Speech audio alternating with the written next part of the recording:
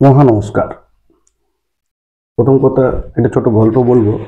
তার আগে বলে যে গল্পটার উদ্দেশ্য কাউকে আঘাত করা নয়, কারো দুর্বলতা নিয়ে মজা করাও নয়, যা সেখান থেকে মোরাল অফ দ্য স্টোরিটা বের করার। এক গ্রামে 3 বন্ধু ছিলেন। এক অন্ধ, এক খোঁড়া, মানে তার পায়ের দুটো পোর্শনই নেই, মানে হাঁটুর পর থেকে একটাও নেই, বা ওই উরুর পর থেকে একটাও নেই, একটুও নেই দুটো পায়েরই, আর এক ভিখারি। হতেই পারে 3 বন্ধু, তাদের মধ্যে বন্ধুত্ব ছিল। তো একবার হয়েছে কি, তারা 3 জন যুক্তি চল ফিস্ট করি। ঠিক আছে, ফিস্ট করে কারো বাড়ি থেকে রান্না করে এনে 3 জন খেতে বসেছে।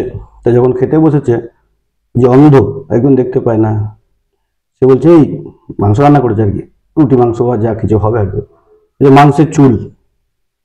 খোঁড়া সে বলছে তোকে এক লাত মারবো। অন্ধ মাংসের চুল দেখতে পাচ্ছে, খোঁড়া তাকে লাত মেরে তার মুখ ভেঙে দেবে বলছে। আর যে ভিখারি, সে বলছে মামলা মকদ্দমা, তোরা মারামারি লাঠালাঠি ফাটাফাটি যা করবি কর, মামলা মকদ্দমা কেস কাছারি যা হবে সমস্ত খরচা আমার। এমন আপনি পাবেন, সমাজ অবস্থায় এরকমও পাবেন, অনেক মানুষ পাবেন।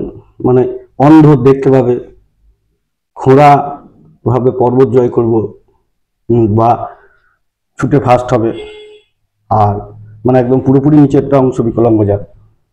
আর ভিখারি অর্থনৈতিকভাবে বা মানসিকভাবে সে প্রচুর অর্থনৈতিক সাহায্য করার প্রতিশ্রুতি দেবে। তাহলে কে দিচ্ছে সেটাকে আগে দেখতে হবে, তার আদৌ সেটা দেওয়ার ক্ষমতা আছে কিনা, তার প্রলোভনে পড়াটা মনে হয় উচিত হবে না।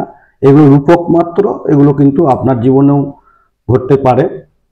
যে অন্ধ মানে সে কিছুই জানে না, কিছুই দেখতে পায় না, তবু সে দেখাবে যে বহু কিছু দেখাচ্ছে, এটা ভান করে থাকা।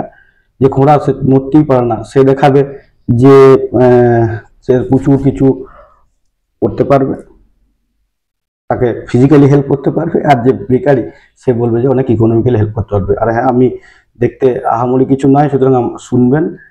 ছোট থেকে এরকমই আমি দেখতে, যখন বাচ্চাদেরকে স্কুলে পাঠানোর সময় প্রত্যেকের নজর টিকা একটা করে কালো টিপ দিত, আমার মা ওই চুন খড়ি গুলিয়ে একটা করে টিপ দিয়ে দিত। কারণ গোটা মুখটাই প্রচন্ড কালো, গোটা শরীরটাই কালো যেমন হয় আর কি।